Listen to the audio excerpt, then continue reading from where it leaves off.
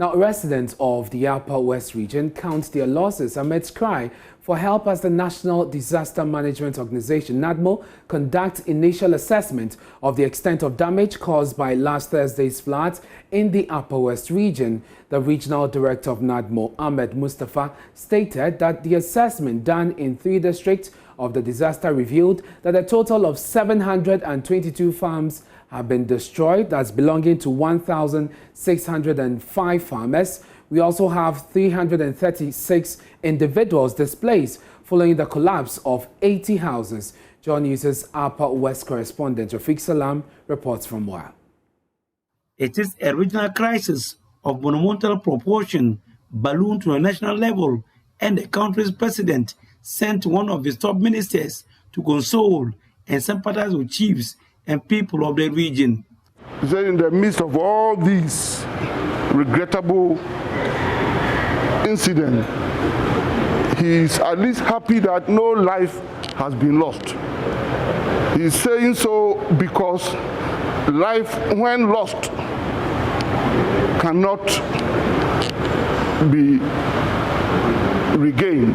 Kwesi Amankwata assured the chiefs and people of the region of fixing the roads in record time. No matter the extent of the devastation, no matter the extent of the destruction of the road network, that is within human capabilities, that is within the powers of his government, and that all roads that have been destroyed and bridges destroyed would be reconstructed in a record time. In PNW Ghanem, they found a reliable partner who constructed more than 80% of the roads in the region, including those destroyed by the flash floods. Our engineers have been on site. They are doing a lot of work. They are taking inventories.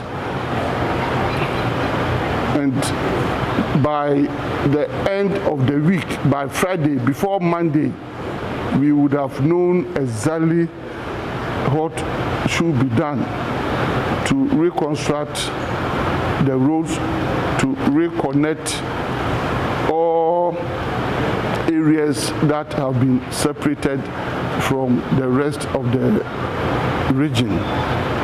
It's been 5 days since the floods occurred in the Upper West region, and the National Disaster Management Organization, NADMO, led by its Upper West Regional Director, Ahmed Mustafa, has finally been able to make initial assessment of the situation. 722 farmlands have actually been washed away of what happened on Friday, and the total number of farmers of this acres stood at 1,605, and we have some houses that were actually collapsed, and the total number of households that have actually collapsed is 80 of them, and individual being displaced so far as this flood is concerned is 336 as at now. Ahmed Mustafa revealed that in the next few hours they will be reaching out to some of the affected victims with relief items to assuage their suffering.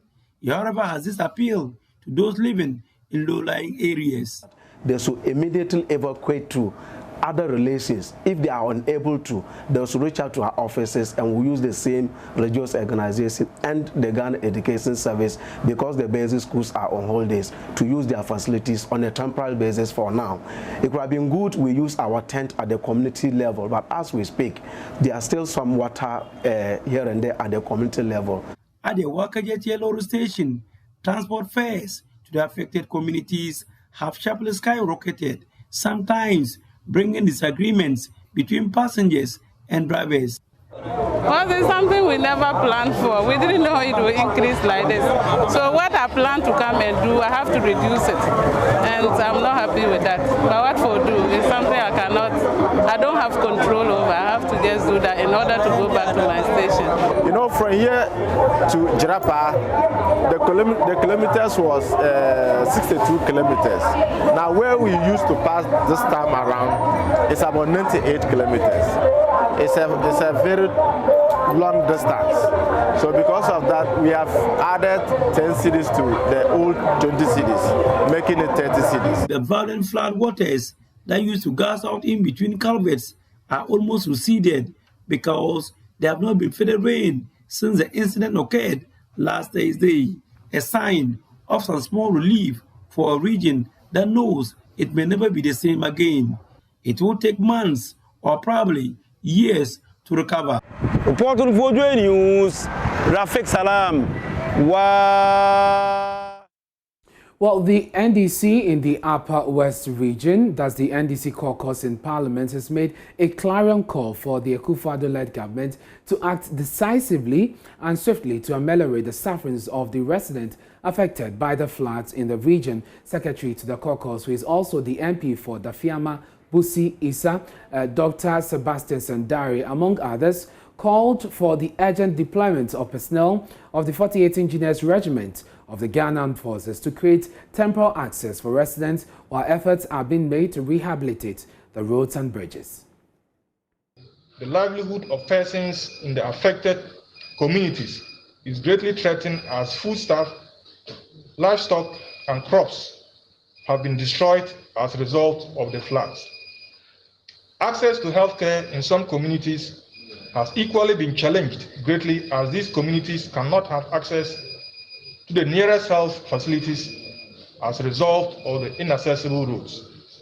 In fact, some communities have virtually become islands. The Ministry of Roads and Highways should liaise with the Ministry of Defense to, as a matter of agency, deploy the 48th Engineers Regiment of the Ghana Armed Forces to the region to create temporary access while efforts are made to rehabilitate the roads and bridges. This intervention should not be limited to the major trunk roads, but should also include the feeder roads that have equally been affected by the floods.